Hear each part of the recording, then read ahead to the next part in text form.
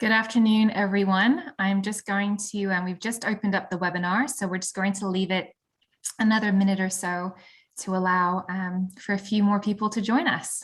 So we will start shortly.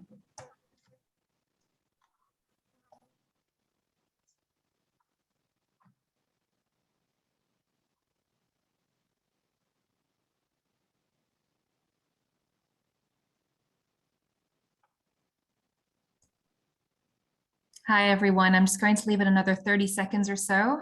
People are just coming in at the moment, and we will start very soon. Thank you.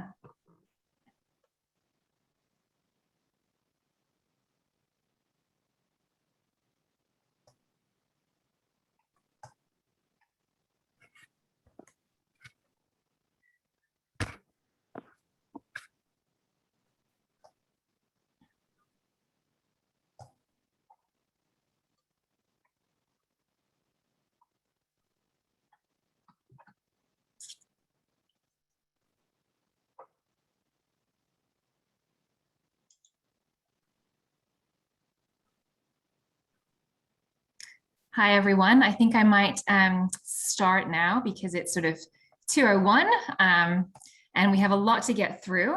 So once again, good afternoon. My name is Corinne Schoch, and I am Head of Programs with the Global Compact Network Australia, which is the Australian division of the United Nations Global Compact.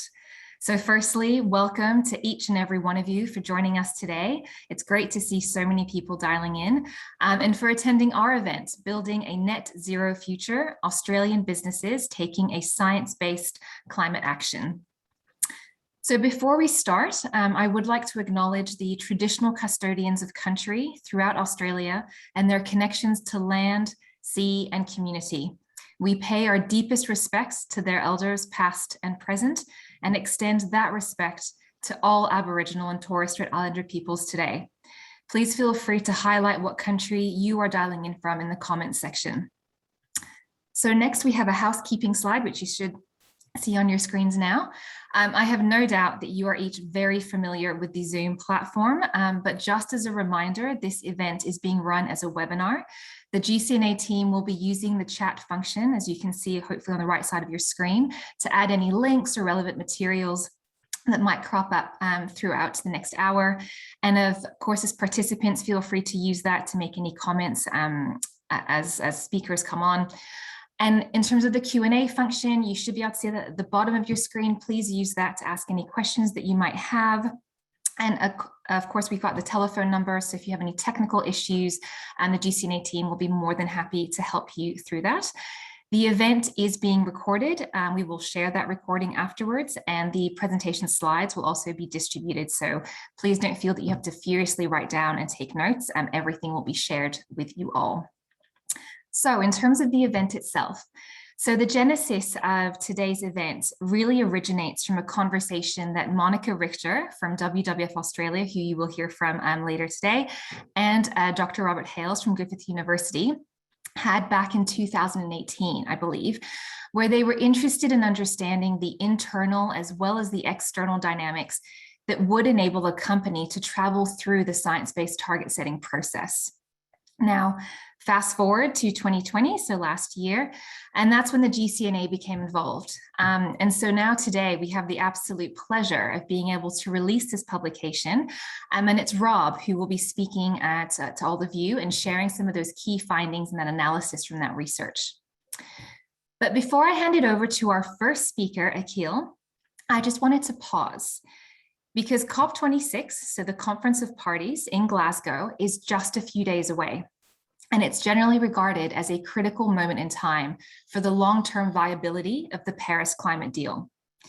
Now, I'm not going to take up more airtime discussing the COP because Akil will do a far better job than I.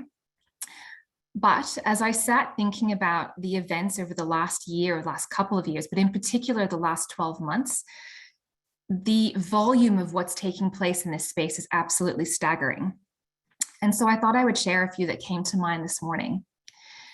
So whether we think back to the Dutch court case that ordered Royal Dutch Shell to drastically deepen planned greenhouse gas emission cuts, or ExxonMobil shareholders that voted to replace board members as a protest to the company's climate strategy, We then had the Australian Federal Court that found that the Environment Minister has a duty of care to young people in relation to a safe climate. There was also the White House executive order on climate-related financial risk. We saw the release of the IEA report, so the International Energy Agency's net zero by 2050, a roadmap for the global energy sector, showing us that new energy economy is starting to emerge, but that this emergence isn't fast enough, and that the fossil fuel phase out is inevitable, but it has to be equitable. We had the Noel Hutley opinion, which effectively tells us that the pendulum has swung on directors' duties and climate change, and that this shift in elevation in regulatory, investor, and stakeholder demands on climate change risk governance has not only continued throughout the COVID era, but in many respects has accelerated. The latest report from the IPCC, so the Intergovernmental Panel on Climate Change, confirming that human activities, surprise, surprise, are really having a profound effect on the climate. The EU proposal for a carbon border adjustment mechanism that intends to put a carbon price on certain imports as part of a more ambitious plan to achieve a 55% carbon emissions reduction by 2030 and become climate neutral by 2050. And then, of course, we have our Prime Minister, Scott Morrison, who will finally be taking a net zero by 2050 target to the Glasgow climate talks. Although I have to say the plans and the modeling seem a little bit murky. We then have the Nationals leader, Barnaby Joyce, finally told us earlier this week that his party supports a process to get to net zero emissions by 2050. And on Tuesday, it was announced that 733 institutional investors from around the world with more than $52 trillion in assets under management signed a statement calling on governments to end fossil fuel subsidies, phase out coal, and mandate climate risk disclosure. And lastly, I promise I'll stop there. And lastly, we had the UN Environment Programme, so UNEP.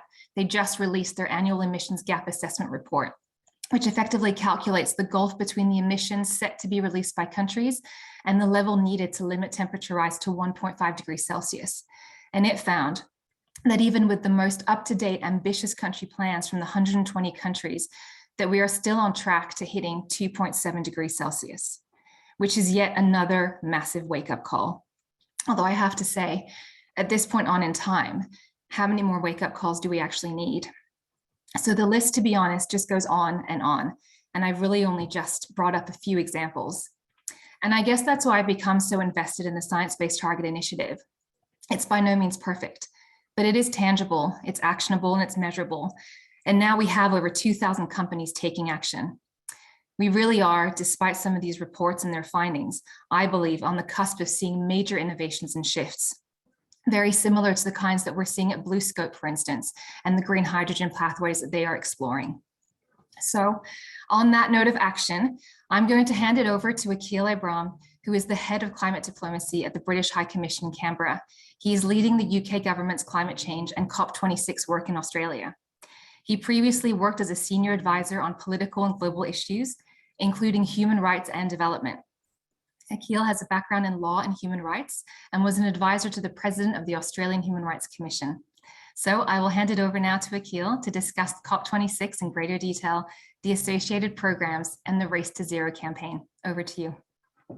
Thank you so much, Corinne. It's an absolute pleasure to be speaking at this distinguished panel today. I'm coming to you in Canberra, so from Ngunnawal country, but obviously everyone's very focused on what's going on in Glasgow in a few days' time, which is going to be what we hope to be the most ambitious COP and the largest COP that's existed under the UNFCCC. So today I want to give a bit of an overview of what is going on internationally and what is going to be expected to happen at COP26.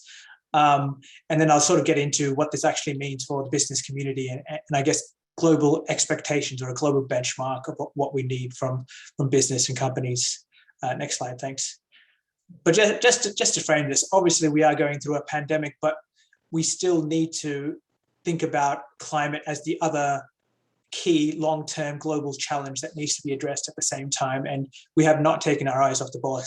The UK government is very much focused on the delivery of COP in person, in line with COVID recovery. So a lot of focus on build back better, build back greener, things like that in terms of economic recovery, looking at the foundations of what a net zero economy will look like and what changes we need to make now. Thanks, next slide.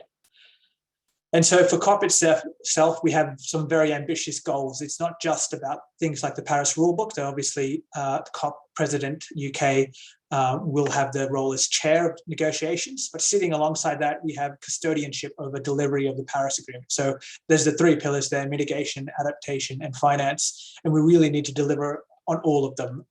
They're all key, especially to both developing and developed countries.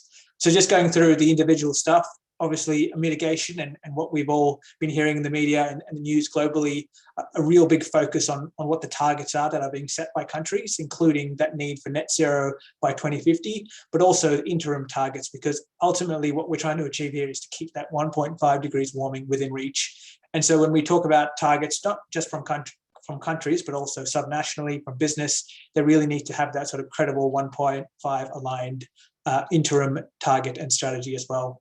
And sitting underneath that, we're going to be focusing on a few sectoral areas, which I'll get to in a minute.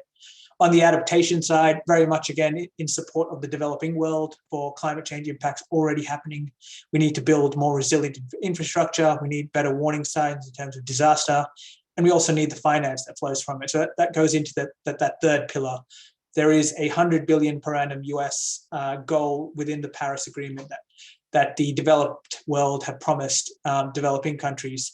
That was yet to have been achieved as of 2018, but we've just released a roadmap which shows we will be there shortly or within a year, which is a big step in good faith, and it really helps them deliver on their net zero commitments. But more importantly, I think sitting alongside those billions is the trillions that is going to happen in the private sector world. So the work of the financial system on the UK side is going to be led by our ex-Bank of England governor, Mark Carney, on unleashing the capital into a net zero aligned world. So this is about risk, this is about reporting, and it's about returns as well for the investments that will be made in a clean or green economy.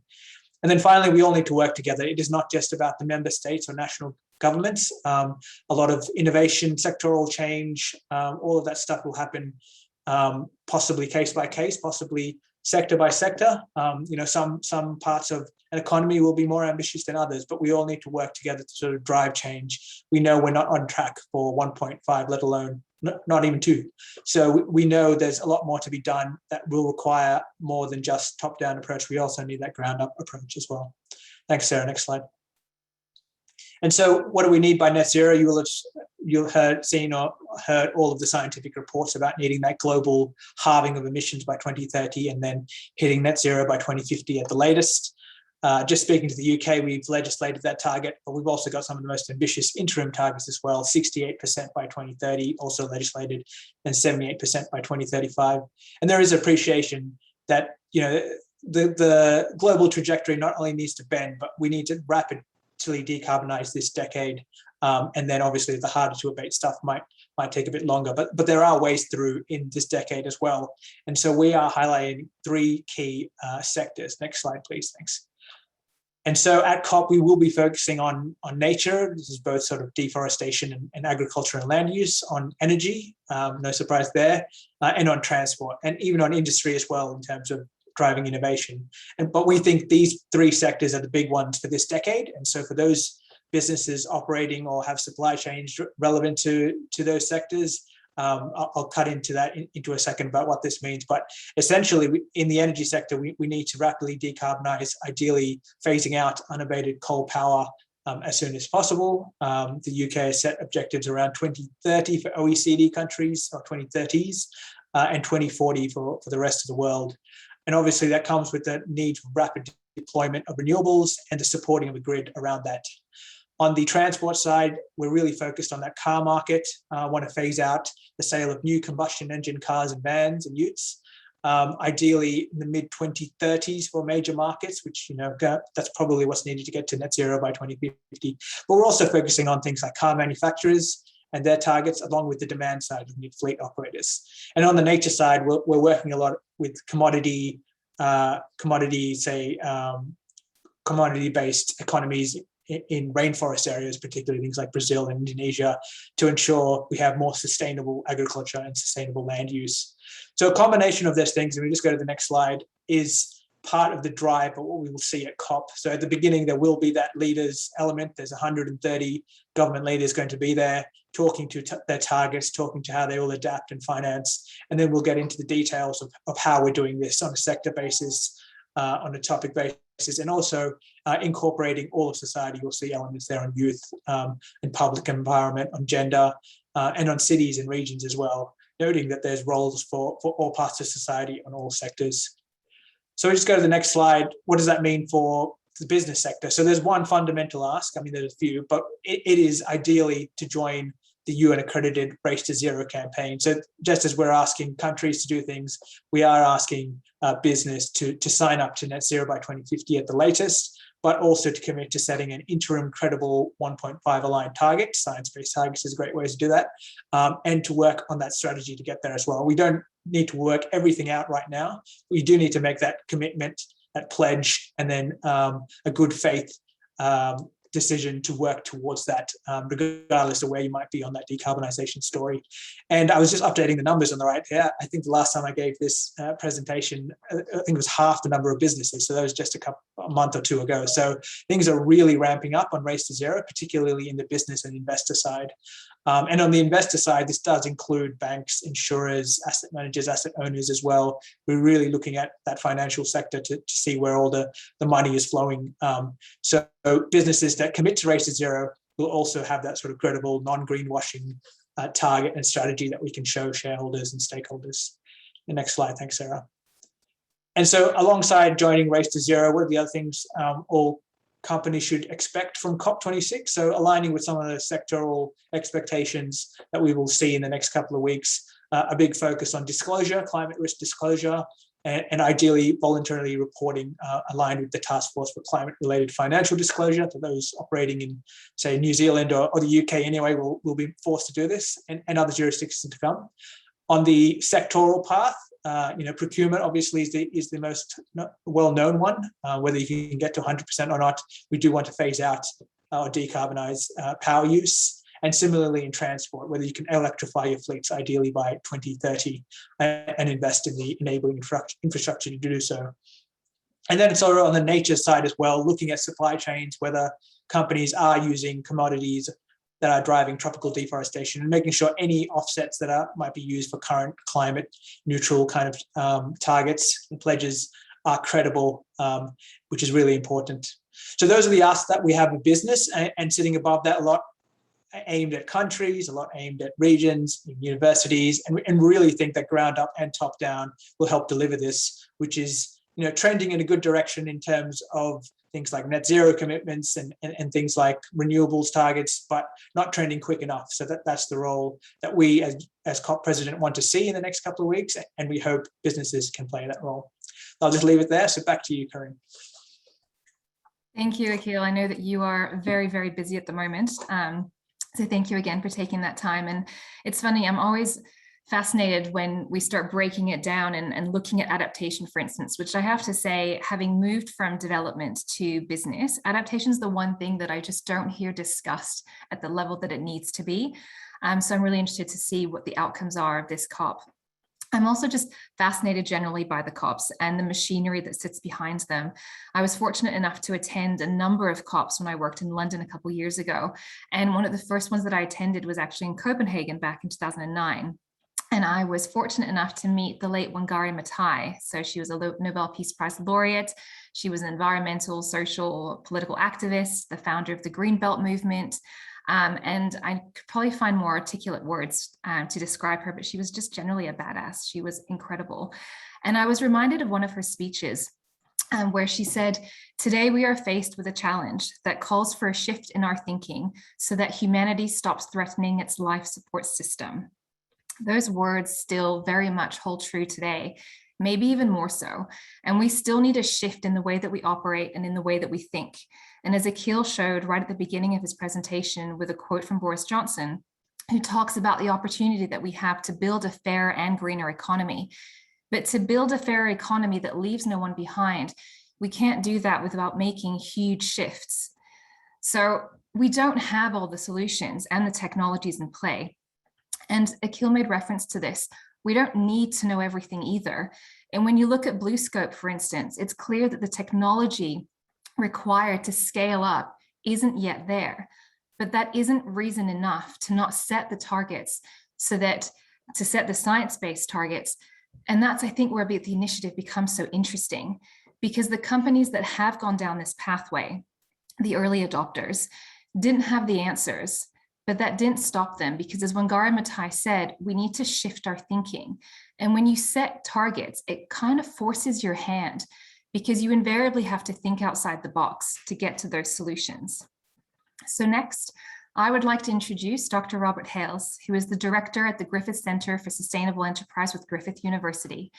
And as I mentioned earlier, this piece of work has taken a number of months from ideation through to publication. It's an extraordinary piece of work, as it really explores the motivations and the processes that businesses have developed and undertaken as they set and move towards meeting their science-based target. That journey and the granularity that I found so interesting, because it's that piece that is missing from the narrative, that granular understanding of what's happening inside companies. Sorry, my child keeps running back and forth behind me. And essentially all of those intricate shifts that blend and interact to provide a fertile ground for a company when they are moving towards setting a target. And that's what's unveiled in this report. Now, I'm not going to go into any more detail. Rob is going to do a far better job of doing that. So it's over to you, Rob, to take us through the research and the analysis, and I will try and stop my child from coming into shot every 2 seconds. Over to you, Rob. Thanks very much. Thanks very much for that introduction, and pleasure to be here among esteemed colleagues and also actually the research participants from the companies we actually interviewed are here today. And one of the things I'm very conscious of is trying to make my presentation short so we can hear from them.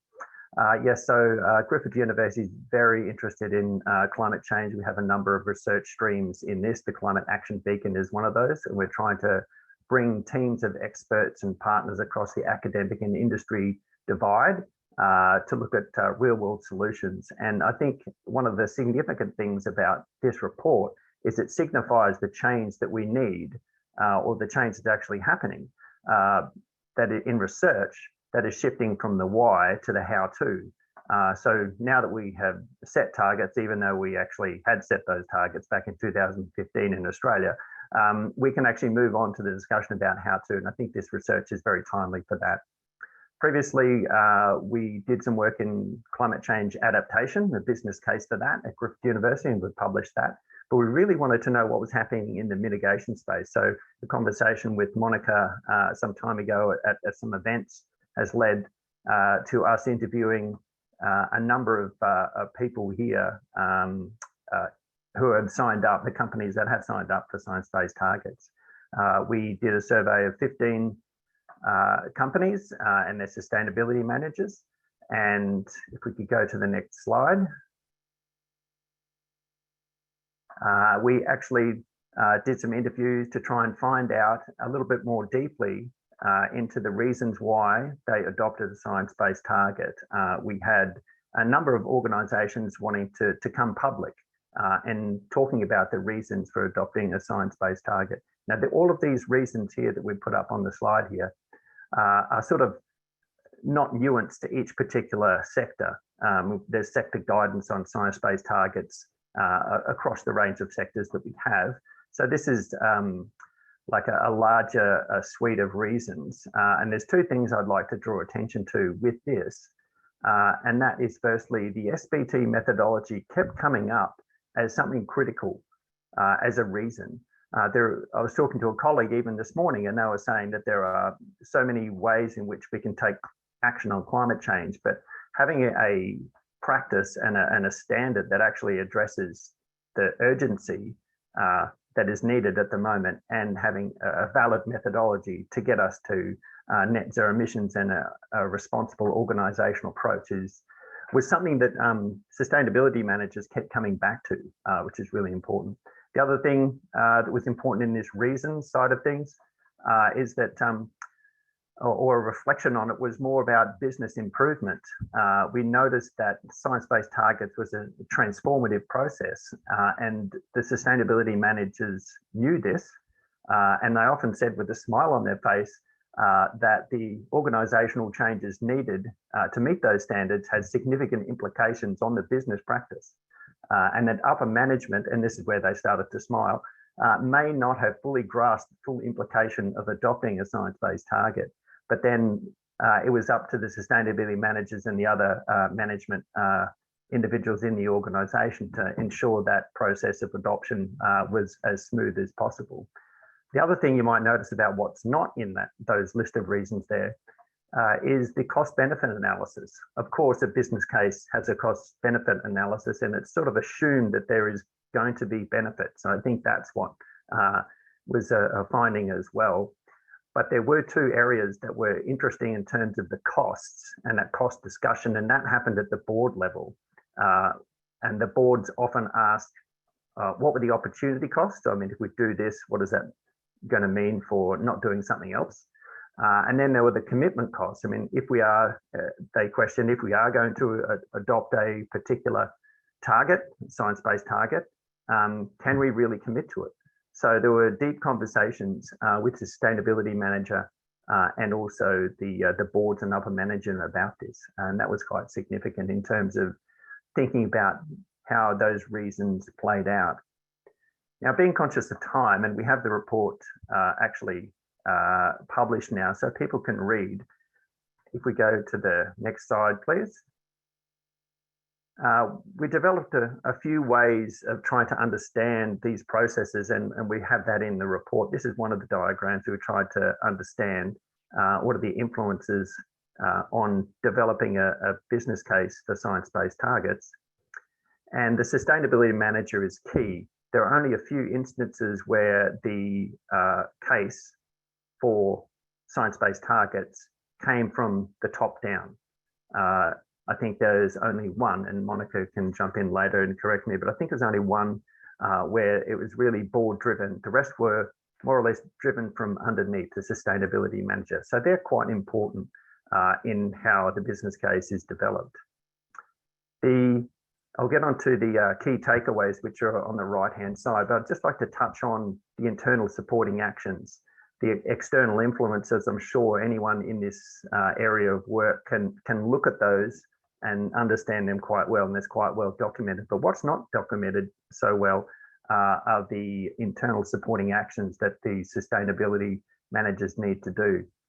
One thing we found was that having a really good sustainability framework is important to be able to launch into the more challenging, I would say, science-based targets, target setting and methodology. Having a narrative focused on business operations rather than sustainability helped that business case to be put forward. So having a sustainability strategy that is not necessarily targeting green elements, but good business processes is like a supporting internal factor. The dynamic change in external business environments creates an opportunity for science-based targets with the shifts that were mentioned by Corinne. And also people know, particularly in the finance sector, about TCFD and the implications that that has on the way we do business. So with those external changes, sustainability managers thought about how they should position the business case in their particular sector. Another thing as well that we found is there's a long-term commitment by sustainability staff. They had to be very persistent in trying to get support and think about those key gateway decisions and develop a case to be able to get through those gateways. Obviously, board commitment is the ultimate goal, but to get there, the sustainability staff had to really think about how to develop that case and think about those gateways going through. The next one is broader staff buy-in. Most of the companies that we talked to actually had broad staff support. So it wasn't as though they had to convince the staff through some sort of cultural management and education program. People are on board with it. So that was really interesting, I thought. There's a sustainability return on investment, and that science-based targets are linked to a business financial model. I think also with the influence of supply chains and scope 3 emissions, I think definitely that was one of the key things. And climate risk reduction narrative was quite important, I think, in terms of making a business case. We've also had a shift in consumer demand. Consumer-facing companies that adopted science-based targets, they did so because of the market pressure, and companies with major retail orientation indicated they were responsive to changes in customer attitudes. So I think there's a number of internal supporting actions that are needed to be able to develop this case, and in part they actually relate to those external influences above. So the key takeaways that we came up with, and I'll just mention also that when we say that Global Compact joined with this research, Corinne joined us in the interviews last year as well. So I have to say this has been a fantastic collaborative research project with World Wildlife Fund and Global Compact. And we sat back and thought about what were the key takeaways for a sustainability manager. And firstly, establishing a carbon accounting framework is a precondition. So, you know, most companies have to have an accounting framework through government regulation, but one thing we noticed that that has to shift to ways in which to mitigate against the emissions. So yes, having a framework, but thinking about a comprehensive approach to be able to mitigate against carbon emissions is important. The science-based target methodology at first may seem very complex. So understanding how that works and the sustainability manager is important in that, in ensuring that the company actually understands how that works for them in their situation. The justification narrative links to those external forces out there, and also how to build internal supporting actions. So each company needs to think about whether it's more to do with climate risk, whether it's climate change impacts that say are in the public eye, and you have a more of a customer focus, or whether you're thinking about a competitive approach to thinking about how you can justify that narrative. And one thing was true in all of them was it wasn't just a green narrative. Actually moving away from that green narrative was important in terms of developing a narrative that was relevant to the business itself. Staff support and key gateways, as mentioned before, and developing relationships with the board and upper management was vital. And this also meant that informal relationships with the upper management and the board was important, so that you could understand how that narrative actually resonated with the board. And quite often, the sustainability managers talked about how they enacted that and made that happen. And developing risk as a lens for directors, more along the lines of what the previous two speakers were talking about in terms of climate risk. And that is definitely a definite leverage. Next slide, please. This is my last slide.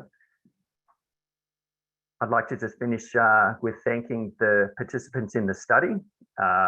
It was very insightful talking with them, and considering also work in the university, my own university, to try and advance climate change action as well. A lot of it actually resonated with me personally. I think in terms of the motivations here, because of that long-term commitment of sustainability managers, I think drawing upon that commitment personally and matching that through the organisation and externally, that alignment I noticed was quite important for sustainability managed to have that long-term agency and also the long-term commitment, because it is quite a long journey for some organisations. Now we interviewed the early adopters, and these early adopters may have, I don't know how you'd say it, but maybe more amenable to change because they're progressive in this space. The next wave of organisations coming through may be more difficult to convince, but it remains to be seen how the next year or two plays out in terms of climate change and regulations, having other countries actually having more strict regulations about net zero emissions for organisations, and how that happens in Australia. That's a question that remains to be answered. Okay, so I'd like to hand it back over, and I'm very interested in hearing from our three sustainability managers today. Thank you. Great, thank you so much. Before I hand it over to Monica, I just wanted to say that it has been an incredibly interesting process getting the sort of insights from companies. And I think for me, knowing that whilst the technical and the knowledge and the competence levels are of course critical, what this report does is it brings that human face to what is otherwise a very technical and complex space, and understanding the necessity to have these relationships, to have really good communications, and to bring people along is such an important piece of the puzzle. I see that the link has been shared to the report, so you can all sort of take a look. I know that people are very time poor, but there are a couple of pages that are around key takeaways, and I would urge you to have a look at those. I also know that we have a number of questions that are coming through. I think I might leave those until after the panel, because then we can start really looking at where the links are between the report. And of course, we have 3 people coming up that will be talking about their experience within the research project and the work that they've done. But I will hand it over now to Monica Richter, who is Senior Manager, Low Carbon Futures with WWF Australia, who will introduce you to our 3 panelists who have case studies that are featured in the report. And as I said, we'll get through to those questions after. Thank you again. Over to you, Monica. Thanks, Corinne, and hi, everybody. Really looking forward to having this discussion this afternoon. So I've been on the journey with companies in Australia on science-based targets pretty much since the beginning in 2015, when the Science-Based Targets Initiative was launched in the lead up to the Paris Agreement. So, you know, I understand some of the pain points that companies have gone through, but it's fair to say that we now have 22 Australian companies that have made a commitment to the business ambition for 1.5. So they now automatically become part of the race to zero. And 3 of those companies we're going to feature today, which is really exciting. I also want to say that there are 38 companies in Australia that have made commitments to set science-based targets, but let's compare that to Japan with 167, China with 43, Taiwan with 25, and Singapore and Korea both have 10 companies. And just to answer the question in the chat, in the Q&A on why Japan has so many, is because they regulated for large companies to set science-based targets. So we know that regulation is one of the precursors for driving that, but we have many other motivations as well. So I'd like to introduce our 3 panelists. We've got Jarrah Bassal from Transurban, the Sustainability Manager, Energy and Carbon. Ricky Bridge, Group General Manager, Environment, Sustainability Reporting from Downer, and Dr. Suzanne Etty, Environmental Impact Specialist from Intrepid Travel. And all 3 of those companies you should be aware of and know what they do. So really, I'm going to open up with these questions. Give us a brief overview. I'll start with you, Jarrah. A brief overview of your journey in setting the science-based target process, please. Thanks, Monica, and yeah, excited to be here today, and congratulations on releasing the report. Look, the science-based journey for Transurban started probably with a coffee with you probably six years ago, Monica. But sustainability at Transurban isn't anything new. I think we developed our first sustainability framework in the mid-2000s, and we've had a climate change plan in place from a couple of years after that, and some sort of energy or carbon reduction goal from probably 2012 onwards. So part of that journey is really an ongoing evolution of what we know about our own organisation, and really getting comfortable with understanding our own footprint and in turn what we can do about that. The science-based target puts a great deal of rigour and robustness behind our public targets, and underpinning that is our own internal strategies of how we're going to get there. So that journey, really required us to unpack the things we didn't know about our organisation and discuss with our executive and our board what were the different levers that we thought we could pull over the next decade to ultimately achieve those targets, and getting comfortable with the things we don't know and the things we do know. So could I sort of ask you, what were your key learnings in that? And, you know, one of the areas that we talked about earlier was how do you convince the board and your C-suite to set these ambitious science-based targets when you don't have all the information about how you're going to get there in front of you? Yeah, definitely. And there's some elements there around, risk associated with directors and public commitments. As a publicly listed company, we have to be aware of our investors. Part of it is actually, building that pathway. It is understanding in a lot of detail how we're going to get to those targets. And the unknowns is really looking at what is the environment that we operate in, what is our industry, what is the government regulation around us, and having a bit of sense of faith that, look, there are others on this journey. And that is one of the values of SBTI as well, is seeing the other commitments, the other Australian organisations getting behind this initiative and aligning, because our supply chain partners are also your supply chain partners. And if we have that collective voice, it gives us confidence behind our own targets and working together.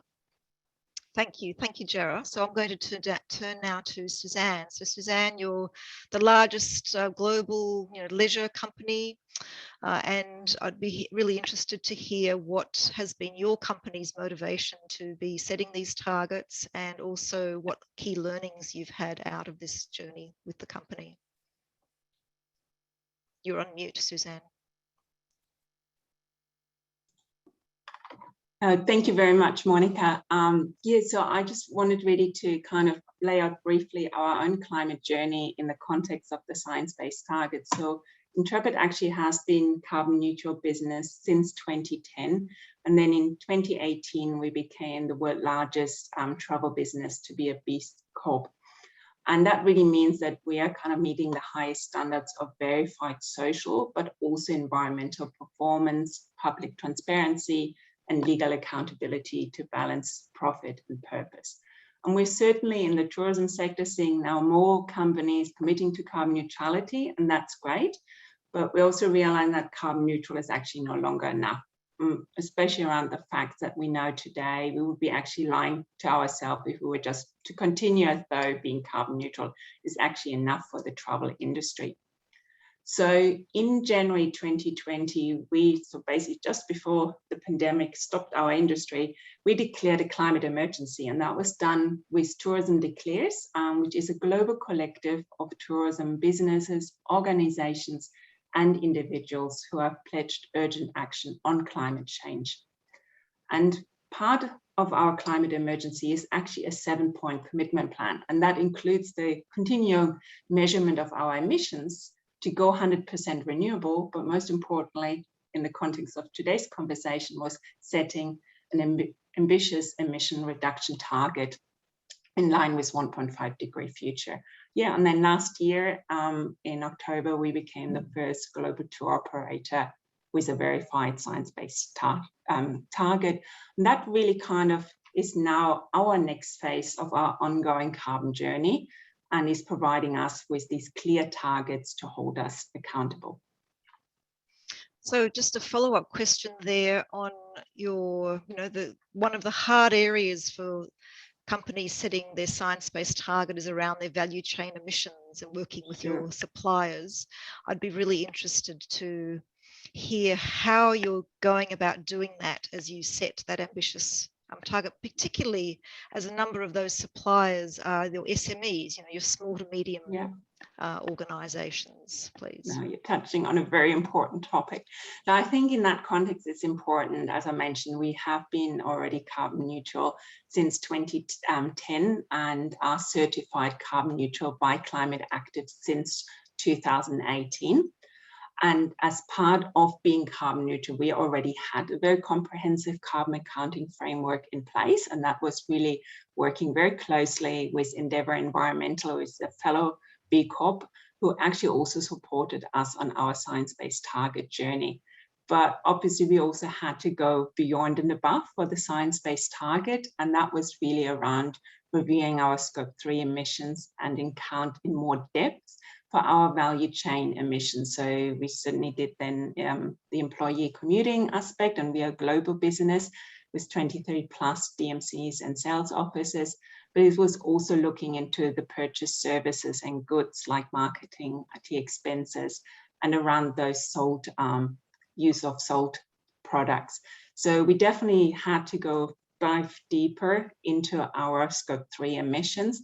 And as you said, the Scope 3 emissions for us are really representing around 80%. So very large, especially around our trips, where transportation plays a really key aspect. And so that comes in also with those opportunities, how we can go forward to reduce the emissions from those key sources. Thanks, Suzanne. So now I want to turn to you, Ricky. So, you know, Downer, you're a big designer, builder of large infrastructure projects. We're very interested to hear your journey in the company setting science-based targets and also some of the lessons that you've learnt through that process as well. Yeah, thanks, Monica, and hello, everyone. I guess like you know, Transurban and Intrepid, Downer has had a fairly robust carbon accounting framework for many years. We've been disclosing and putting out sustainability reports for over 10 years.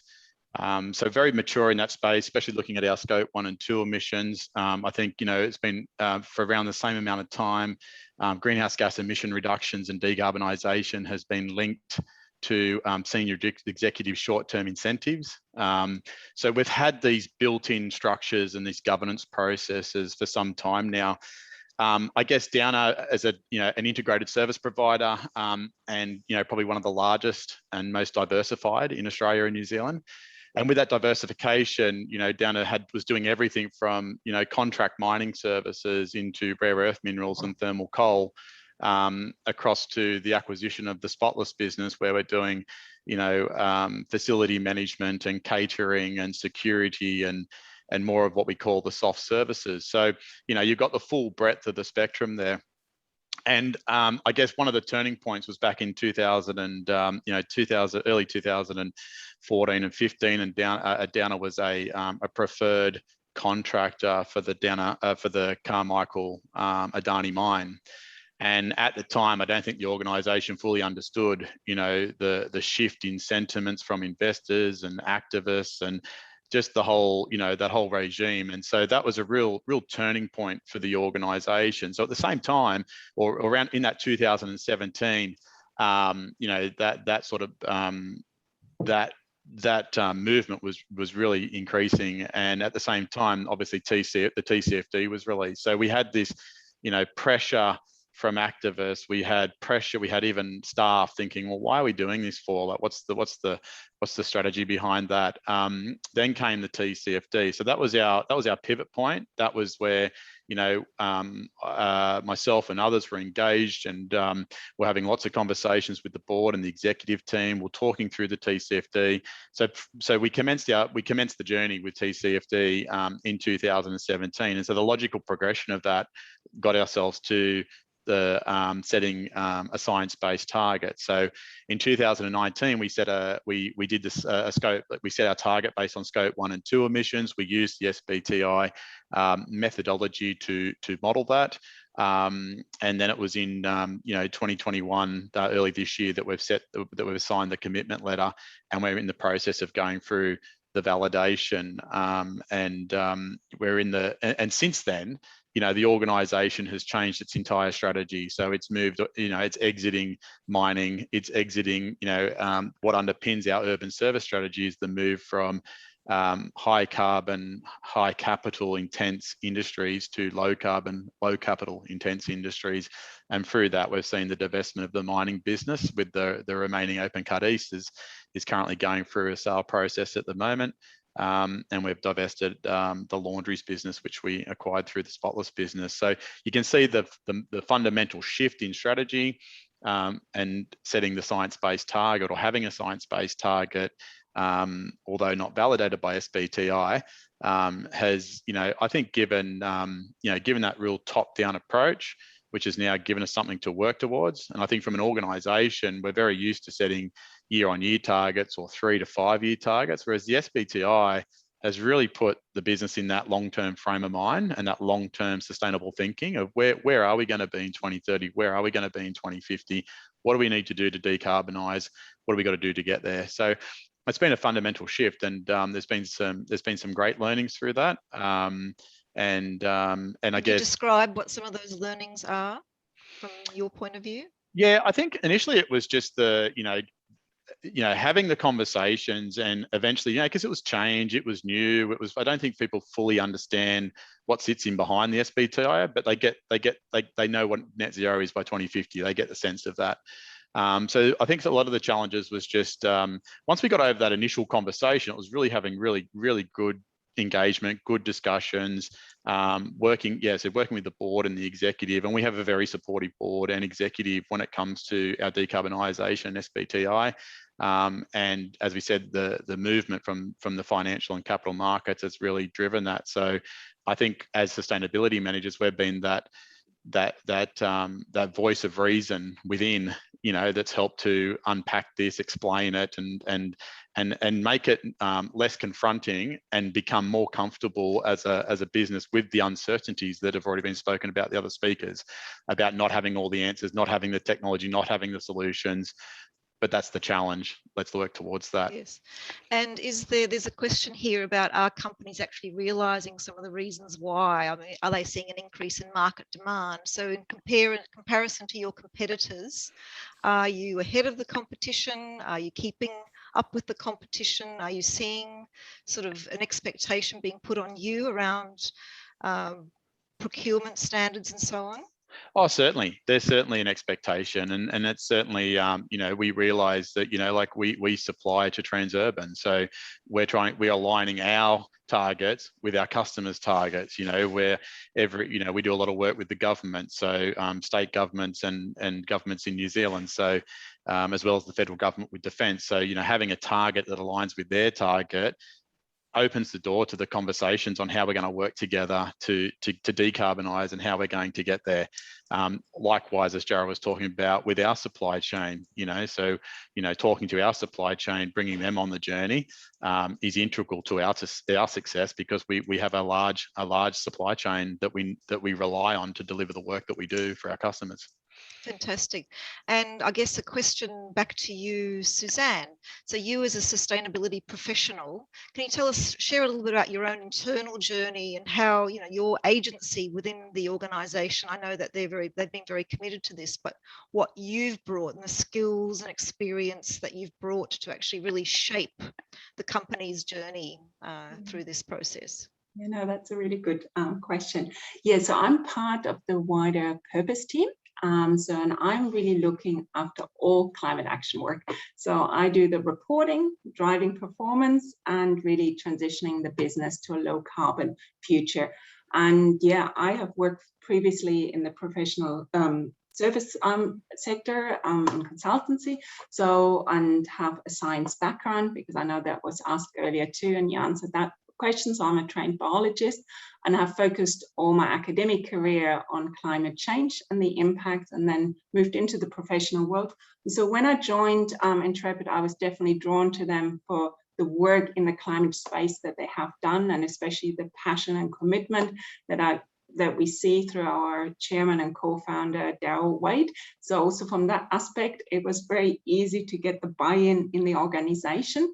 But also I came in with that kind of additional outside perspective and kind of acknowledging, yes, we are carbon neutral since 2010, when we really were the first, but it's also around, can we continue that journey? And as I said earlier, it's actually not the way forward anymore for the travel industry or for other industries either. So that was really that logical next step, is to look at a way, how can we have a long-term target that others have spoken to, but really provide the business for a clear pathway. How are we going to reduce our emissions from our operations? And I mentioned we have 23 plus offices around the world, but predominantly from our trips, because we're having trips on all 7 continents. We're asset light, but we're having itineraries that are using obviously transport. So part of it is now also kind of to review our top products and look at how we can, if it's feasible and safe, is to remove flights from under 1.5 hours to ground transport. So just to give you one example of how we're achieving this. Well, the aviation industry, they've got a science-based methodology now, so hopefully they'll jump on board. So to you, Jarrah, I know you've been responding to a few of the questions in the Q&A. It'd be great to hear a little bit more about, you're obviously a builder and manager of road tolls, how you're taking your supply chain on the journey, the materials sector. What are the kinds of initiatives that you're working with the materials sector to help drive the decarbonisation of your Scope 3?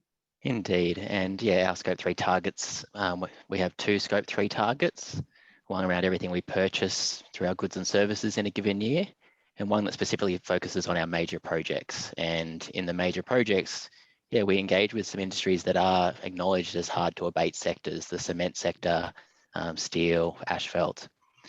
So through engaging with those supply chains, there are various government organisations out there, industry organisations out there and groups. So the Materials Embodied Carbon Leaders Alliance, MECLA, is a bit of a mouthful. But through that platform, we're engaging with material suppliers, government regulators around engineering specifications, and other buyers like ourselves to really look at how do we position industry and create demand for low carbon products and materials. So when we go to invest and build in new infrastructure, we've actually done the groundwork in the background to ensure these materials are coming to light as urgently as they are needed. Great, thanks. And I see a question here around some of the companies don't have, well, the saying aren't particularly material emitters in terms of global emissions. But I will say that we are seeing steel manufacturers in Europe, concrete manufacturers, all across. I mean, Boral has recently made a commitment to set a science-based target. Holcim also here, a European company, have set a science-based targets, and we're starting to see the mining industry. Obviously, power generation is there. So all the different sectors of the economy, particularly the harder to abate sectors, are stepping up to do that as well there. So I guess as we complete our discussion, our panel, please, I'll ask 30 seconds for each of you on your key message take-out message for people on the call here. Your key learnings and a key message for the sustainability managers who are on the journey at the moment. Start with you, Jarrah. Excellent. I'll probably say something that's more likely to come out of a climate skeptics vocabulary, which is the science isn't settled. And each time we receive more scientific information, the urgency to act gets greater. And science-based targets are a way to keep up with that science and actually empower your organisation and people within your organisation to act. Great, thank you. And Ricky. Yeah, I'd say if you haven't started the conversations, get involved. Really look at this SBTI as a way to create that conversation, and just take the organisation on the journey and leverage off all the work that's been done by companies like ours and others, and reach out. And we're more than happy to share the information. Great. And to Suzanne. Thank you. Yeah. So I take it from the context of the travel industry. So life has really been turned upside down by COVID-19, and but sadly, as terrible as the health and economic impacts of the pandemic are, the long-term effects, and that's really important, of climate change will actually prove to be far worse for our industry. So really, so no matter where you are on your climate journey, I think it's really important to make it a priority to take the next step to translate your commitment into action. Great, thank you very much for your contribution, and really have enjoyed being on the journey with you. The journey doesn't finish here. You've got to be reporting, disclosing every year, working across your supply chains to be driving that, and you're part of the the leadership cohort. So thank you again. Now, before I hand back to Corinne, I just wanted to mention if we could go to the launch of the Net Zero Standard. So today we're seeing Science-Based Targets Initiative. We'll be launching the Net Zero Standard. So we've been on a journey over the last 12 months. We had consultations, and the foundation paper that was launched last year has turned into a guidance and criteria, and there were 80 companies globally that were road testing that within their organisation, and tonight we are launching the Net Zero Standard globally. So if you want to participate in that, there's a link in the chat that has just been shared with you now. So what does it mean? As Jarrah said, the science is getting more critical. We've gone from companies being able to set a well below 2 to 1.5 to now you must be setting your ambition to 1.5. Net zero is very much about the medium-term science-based target, which has gone from 10 to 15 years to be setting the medium-term 5 to 10 years. That obviously tells us about the urgency of this critical decade. And then the long-term target at best by 2050, ideally shorter. Also for the 2050 or shorter target, that's an expectation that you'll set a 90 to 95% reduction target.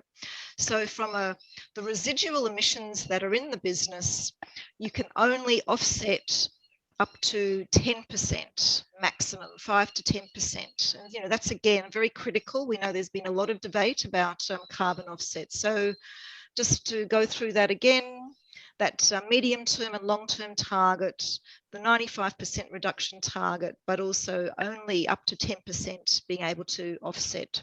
And that external validation will start from January, mid-January. And we've got about 7 companies already globally that have set that standard. So I'm really looking forward to supporting companies. It is mainstream. There's been a major donation given to the Science Based Target Initiative team, and it's now sort of moving into the next phase. And the finance sector are really looking at science-based targets as a proxy way for them to help measure some of the targets that they're setting for the companies. And, you know, I'm seeing a really large uptake in companies as they start to have a much more sophisticated journey about their carbon management and carbon risk approach. So, Corinne, can I hand that back to you? Great, thank you. It's 3:02. It's the end of our webinar. I'm so sorry. I know that we haven't gone to all of the questions. I will make a note of them and hopefully we can get back to each and every one of you. But thank you again to each and every one of our speakers, to Hales, to Jarrah, Ricky, Suzanne, Rob, and Monica. It's always an absolute pleasure. And as we head into COP26, I am still hopeful that we can engage in constructive dialogue. We've seen that across these different companies. That is still possible. We can deliver far tougher pledges that cut emissions and keep the goal of 1.5 degrees Celsius alive and within reach. And we can show activists like Greta and our children that discussions at the COP are not just blah, blah, blah, but that we can take the climate emergency very seriously. And that our statements do not need to be hollow. As we have seen with these companies, these statements are not hollow, and the science is supporting some really deep and interesting transformations across these companies. So thank you again. There is a feedback survey link. There are 2 publications that are up there right now, the one that we have discussed in great detail. We also have our human rights dialogue coming up as well, and there will be a piece around decarbonization for those that are interested. Thank you again, and we look forward to seeing you all soon. Goodbye.